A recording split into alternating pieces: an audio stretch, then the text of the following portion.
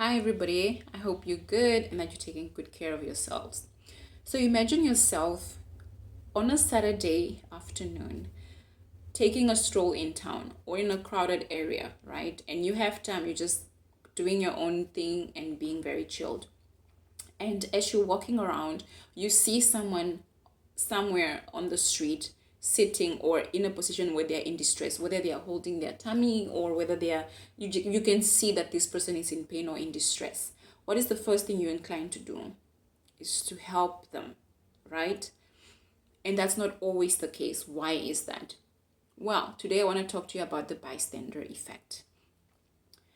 The bystander effect is something that was coined in 1964, or rather because of an incident that happened in 1964 with Kitty Genovese. She was a lady who was stabbed by someone in front of her apartment, and she was screaming, and people heard her screams, and then the person was ran away who was stabbing her. She was alive at this time, and then when this person ran away, he came back after 10 minutes and continued to stab her, and then she died.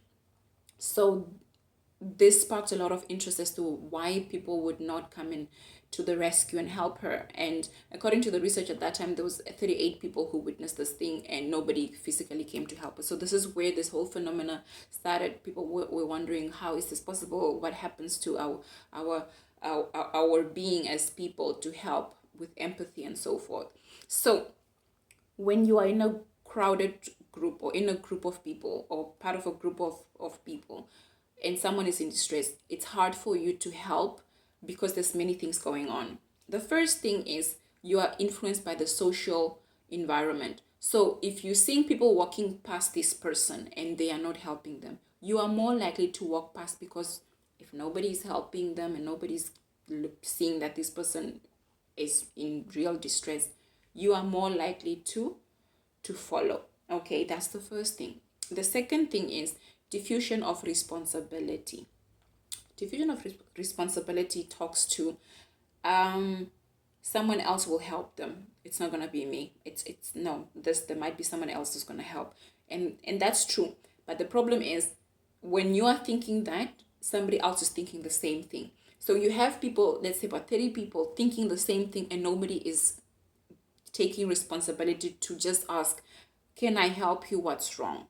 Because what's the worst you can do? They can tell you what's going on, and then you call someone to come and assist, right? People who are nurses are more inclined to help, or people who are trained for first aid, they are more likely to help more because that's their training, right? But we're talking about the average person, right? So that's what happened. Everybody's expecting somebody else to help this person, okay? And then the last thing is the situation will also guide you. Is it something that you are able to assist with? For example, if someone is drowning and you can't swim, you know that even if you get in, you won't be able to help. So that would limit you, all right? But you can call the police. You can try and throw a rope, try and throw something, your jacket, to pull them up, something, right? That's better than just not doing anything.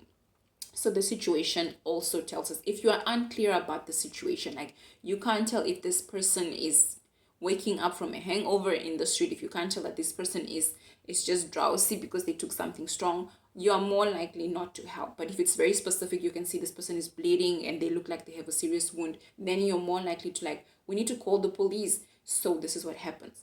So this, now that you understand what the bystander effect is when there's a group of people, and why sometimes you get into a space where you're like, someone else is going to help them, right? This is what happens. So take responsibility if you can by just calling. You don't have to physically touch the person. The least you can do is just ask them and then call for authorities to come and assist. Okay.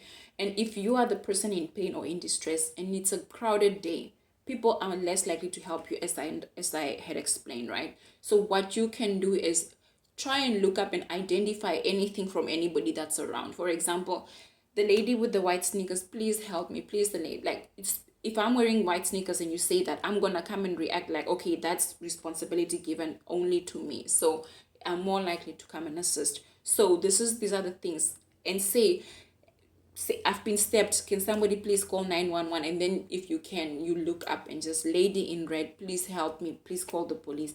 People are more likely more in a way to take responsibility to help you and call for authorities. So let's not be bystanders taking videos and recording incidents. This is so true to not only that situation that I explained, but to domestic violence, to people just robbing each other. People get into a state where they feel like it's not my place, but if you are there, it might be your place to just help, because you might be saving a life. So instead of recording incidents, let's be proactive and help people and not be bystanders. We should be savers, and you could be a lifesaver. So I just wanted to let you know about that a little bit. A lot of information is out there on the net. Please look out for it. But now you understand. Don't be a bystander. Be a helper if you are able. Physically able, yes. If you are not, or you're skeptical, do call for authorities. Okay.